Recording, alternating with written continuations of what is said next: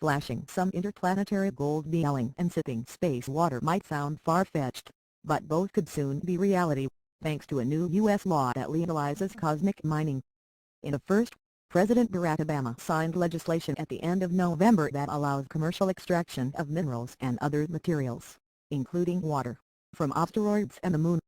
That could kick off an extraterrestrial gold rush, backed by a private aeronautics industry that is growing quickly and cutting the price of commercial spaceflight. The U.S. Commercial Space Launch Competitiveness Act of 2015 says that any materials American individuals or companies find on an asteroid or the Moon is theirs to keep and do with as they please. While the Space Act breaks with the concept that space should be shared by everyone on Earth for scientific research and exploration, it establishes the rights of investors to profit from their efforts, at least under U.S. law. Christopher Johnson, a lawyer at the Secure World Foundation, which focuses on the long-term sustainable use of outer space, said the law sets the basis for the next century of activity in space. Now it is permissible to interact with space. Exploring and using space's resources has begun, he said. The U.S. move conjured visions of the great opening of the United States western frontier in the 19th century, which led to the California Gold Rush of 1849. But for the moment, the costs of pioneering the economic exploitation of space remain exorbitant and the risks high.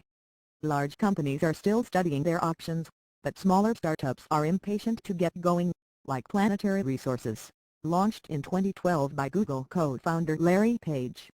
It has often been a question as to whether a commercial company will be able to go out and develop the resource, said Chris Lewicki, president of Planetary Resources, which bills itself as the asteroid mining company. But now, the Space Act allows us to give assurances to our customers and investors as we build a resource business in space, Lewicki told AFP. Since the passage of the law, we've been getting a lot of support messages and our current investors are very excited, he added.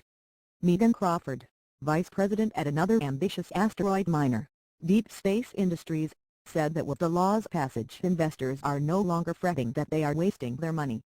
This is absolutely a big win for us. We don't seem crazy anymore. We don't have to work very hard to convince investors. According to NASA research, of some 1,500 asteroids within easy reach from Earth, possibly 10% have valuable mineral resources. Both companies see great possibilities in space, deposits of nickel, iron ore, gold and platinum that could support the space industry in the same way that the huge deposits of iron ore in the U.S. upper Midwest laid the foundations for the Detroit auto industry. But their first target is water frozen in substantial deposits on relatively close asteroids.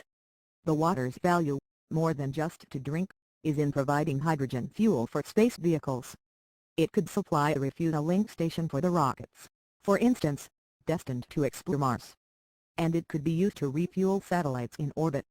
Lewicki says an in-space fueling station could save hundreds of millions of dollars in water transport costs.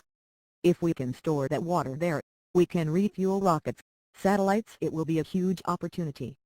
You can refuel your rocket in orbit, that makes it easier to get it there, and cheaper. The first space prospecting missions could be launched from 2017, the company says, and extracting minerals could begin as early as 2020. Deep Space Industries is planning the deployment of 25 to 32 kg 55 to 70 pound mini-satellites to asteroids with good prospects to better assess their resources and bring back samples. For its part, Planetary Resources has already identified asteroids for exploitation using space telescopes placed in orbit last year.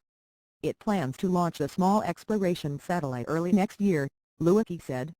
The two companies estimate that the new space gold rush could need around $3 trillion over the next 10 to 15 years. For that, they need global support for their operations, and need to begin pressing other governments to adopt laws similar to the U.S. Space Act that will recognize a company's rights to any space mineral riches it can harvest.